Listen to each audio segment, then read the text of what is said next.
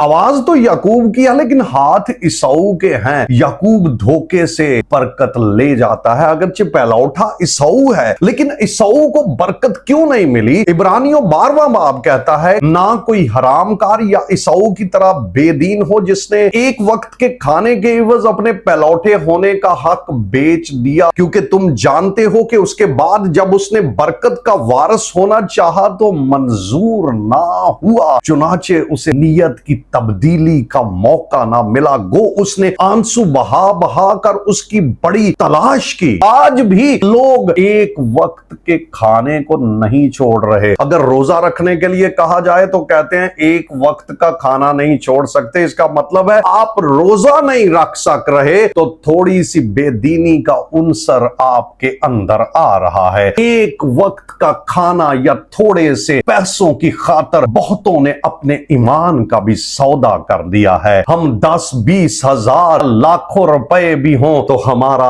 ईमान सोने चांदी से भी बढ़कर कीमती है। ये हम एक वक्त के खाने के इवज बेच नहीं सकते। इसहाक जो बरकत दे रहा है, अगर जो वो ज़ईफ हो गया हुआ है, उसकी आंखें भी धुंधला गई हैं, लेकिन बरकत खत्म नहीं उसके पास हुई। जो अल्फाज इसहाक मर्दे खुदा के मुंह से निकल रहे हैं वो आज तक 4000 सालों के बाद भी अपना पूरा असर दिखा रहे हैं। जो बरकत उसने अपने बेटे याकूब को दे दी, जो बरकत उसने ईसाऊ को दे दी, जूं की तू वही की वही बरकत है। इसहाक ज़ईफ हो गया और उसकी आंखें धुंधला गईं। उसने अपने बेटे ईसाऊ को बुलाया और उसने कहा कि तू मेरे लिए शिकार मार कर ला, मेरी पसंद के मुताबिक उसे पका कर मेरे पास ला, ताकि मैं अपने मरने से पहले तुझे बरकत दे दूं। अगर आप खुदा के बंदे हैं या आप खुदा की बंदी हैं, आपको जो बरकत खुदा ने दे दी है खत्म ना होने वाली बरकत है। बाइबल मुकद्दस ये बता रही है आप ये बरकत किसी को ट्रांसफर कर सकते हैं। दुनिया के एक बहुत बड़े मुबल्लग जिसका नाम रेनहार्ड बॉन्के है, उसकी बायोग्राफी में ये है, जॉर्ज जेफरी जो कि इंग्लैंड का बहुत जबरदस्त सूरमा एक खादम था, मरने से पहले जॉर्ज जेफरी ने अपने हाथ रख दिए और जॉर्ज जेफरी की बरकत रेनहार्ड बॉन्के के ऊपर आकर ठहर गई। खुदावंद आपको भी बरकत देना चाहता है। जब इसहाक ईसाऊ से बातें कर रहा था तो रिबका सुन रही थी। जैसे ही ईसाऊ शिकार मारने के लिए चला जाता है, रिबका याकूब को बुलाती है और उसे बताती है कि मैंने तेरे बाप को ईसाऊ को ये कहते सुना है कि मैं मरने से पहले तुझे बरकत दूंगा। तू जा और रेवड़ में से 2 बकरी के अच्छे अच्छे बच्चे लेकर आ और मैं तेरे बाप के हस्बे जायका उसे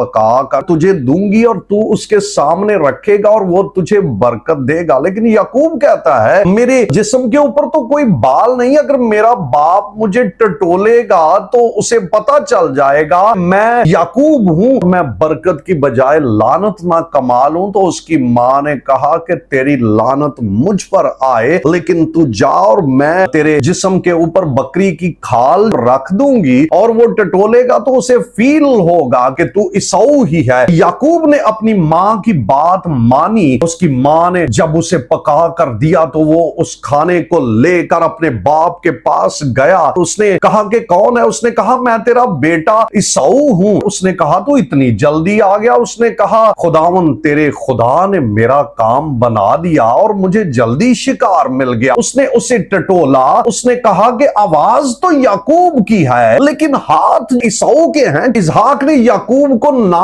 पहचाना। उसने उसे फिर कहा कि क्या तू मेरा बेटा ईसाऊ ही है? उसने कहा हाँ मैं वही हूं। उसने उसे अपने करीब बुलाया। उसने कहा खाना लेकर मेरे पास आ और मैं उसे खाऊं और तुझे बरकत दूं। उसने अपने पहलौठे बेटे ईसाऊ के लिबास की खुशबू ली। उसने उसे चूमा। उसने उसे बरकत दी और उसने कहा कि मेरे बेटे की महक उस खेत की महक की मानद है जिसे खुदावंद ने बरकत दी हो। खुदा आसमान की ओस और जमीन की फरहबी और बहुत सा अनाज और मैं तुझे बख्शे, कौमें तेरी खिदमत करें, कबीले तेरे सामने झुके, तू अपने भाइयों का सरदार हो, तेरी मां के बेटे तेरे सामने झुके, जो तुझ पर लानत करे उस पर लानत हो, जो तुझे दुआ दे वो खुद बरकत पाए। ये बरकत याकूब को दी गई, अनाज की बरकत, मैं की बरकत, जमीन की फरहबी की बरकत उसे मिल गई। जब वो चला गया तो ईसाऊ आ गया और ईसाऊ ने कहा, अरे मेरे बाप, मैं शिकार मार कर ले आया हूं, अब मुझे बरकत दे। तो उसने कहा, वो कौन था जो पहले बरकत ले? ईसाऊ कहने लगा, मैं तेरा पहलौठा बेटा ईसाऊ हूं। इसहाक ये सुनकर बशिद्दत कांपने लगा और उसने कहा कि फिर वो कौन था जो पहले बरकत ले गया है? उसने कहा कि वो तो खाना लेकर मेरे सामने आया और मैंने थोड़ा थोड़ा सब खाया, मैंने उसे बरकत दी और मुबारक भी वही होगा। और ये सुनकर ईसाऊ बड़ी बुलंद और हसरतनाक आवाज में चला उठा और कहने लगा, अरे मेरे बाप, मुझे भी बरकत दे। इसहाक कहने लगा कि मैं तुझे क्या बरकत दूं, वो तो बरकत लेकर चला गया है और मुबारक तो अब वो होगा। ईसाऊ ने कहा कि क्या तेरे पास वही बरकत थी? उसने कहा, नहीं, मैंने उसे कहा है कि तेरी मां के बेटे तेरे सामने झुकेंगे, अब मैं तुझे क्या बरकत दूं? ईसाऊ कहने लगा, इसने दूसरी बार मुझे अड़ंगा मारा है, पहलौठे का हक मुझसे ले लिया, दूसरी बार वो मेरी बरकत भी ले गया है। और ईसाऊ चला चला कर रोया और कहने लगा, आए मेरे बाप इसहाक, अब मुझे बरकत दे तू। इसहाक क्योंकि मर्दे खुदा था, इसहाक के हाथ ढीले हो गए कि कोई बरकत नहीं है। तब उसके बाप इसहाक ने कहा, देख, जरखेज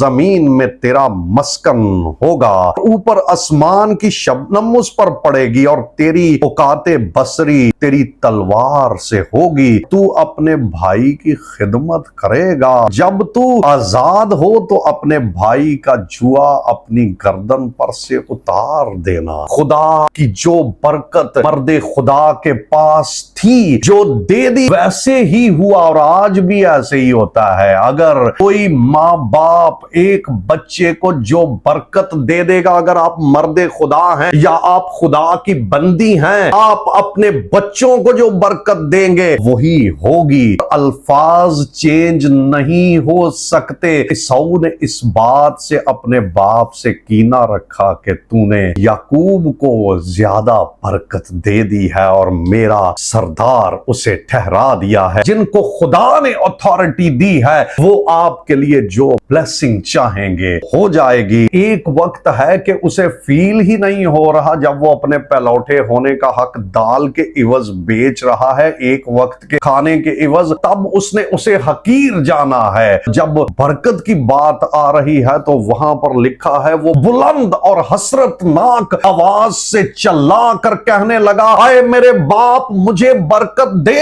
एक वक्त में पहलौठे होने का हक उसके लिए कोई हैसियत नहीं रखता था। कुछ वक्त के बाद बंदे को एहसास होता है कि ये बरकत मेरे लिए बड़ी काम की है, तब वक्त हाथ से निकल गया होता है। कभी भी किसी भी वक्त में खुदा की बरकत को हकीर ना जानिए। जब आपको एहसास होगा कि ये बरकत मेरे काम की थी, वक्त हाथ से निकल जाएगा। खुदावंद आपको बरकत दे।